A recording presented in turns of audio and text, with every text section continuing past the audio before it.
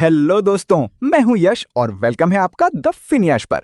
ये मेरा पहला लॉन्ग वीडियो है। इस चैनल पर मैं फाइनेंस, सेविंग, इन्वेस्टिंग और मनी मैनेजमेंट को सिंपल लैंग्वेज और रियल लाइफ स्टोरीज के थ्रू एक्सप्लेन करता हूं। आज हम एक ऐसी कहानी देखने वाले हैं जो हर स्टूडेंट, हर मिडिल क्लास फैमिली और हर अर्निंग पर्सन से कनेक्टेड है। तो बिना टाइम वेस्ट किए शुरू करते हैं। अमन एक नॉर्मल मिडिल क्लास लड़का था जिसके सपने बड़े थे लेकिन पैसा लिमिटेड था। उसके पास पैसा आता तो था लेकिन महीने के एंड तक सब गायब हो जाता था। हर महीने वॉलेट खोलता और सेम सवाल आता, पैसा गया कहां?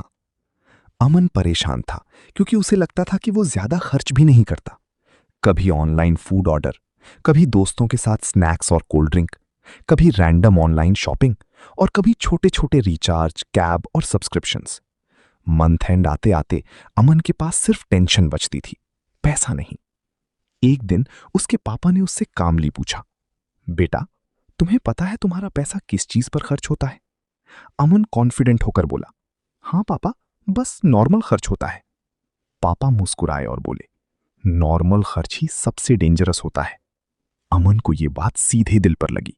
उस रात अमन ने अपना फोन खोला और यूपीआई हिस्ट्री चेक करनी शुरू की। उसने देखा 45 रुपए चाय, 780 रुपए शॉपिंग, 249 रुपए रिचार्ज, 35 रुपए कॉफी, 120 रुपए सिनेप्लेक्स। अमन ने एक नोटबुक निकाली और हर खर्च लिखना शुरू किया। पहले अमाउंट्स छोटे लग रहे थे लेकिन लिस्ट लंबी होती जा रही थी। फिर अमन ने कैलकुलेटर उठाया और सारे खर्चों का टोटल किया। टोटल देखकर अमन शॉक हो गया। लगभग 6,000 रुपए छोटे खर्चों में चले गए थे। उसे समझ आया, मैं एक बार में पैसा वेस्ट नहीं करता, मैं रोज थोड़ा थोड़ा करके अपना पैसा लीक करता हूं। अगले दिन अमन पापा के पास गया और बोला, पापा पैसा मैनेज कैसे करते हैं?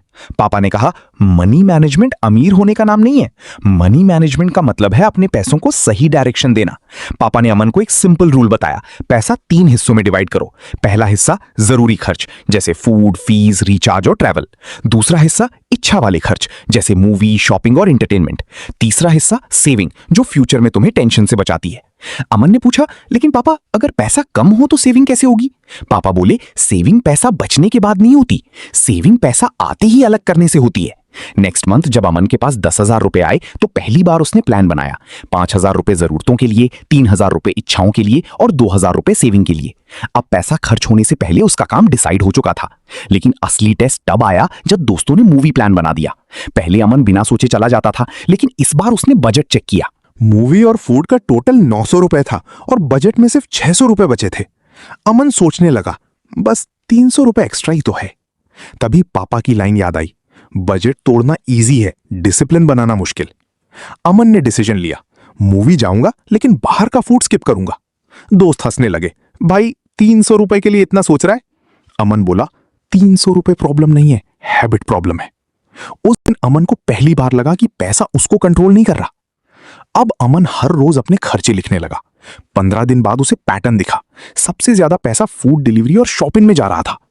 फिर अमन ने एक रूल बनाया, नॉन एसेंशियल चीज खरीदने से पहले 24 आवर्स वेट, अगर 24 आवर्स बाद भी जरूरत लगे तभी खरीदना। 1 महीने बाद अमन के पास पहली बार मंथ एंड पर 1,500 रुपए बचे। उसने वो पैसा अलग रखा और नाम दिया इमरजेंसी फंड। पापा ने समझाया, इमरजेंसी फंड वो पैसा है जो प्रॉब्लम के टाइम लोन लेने से बचाता है।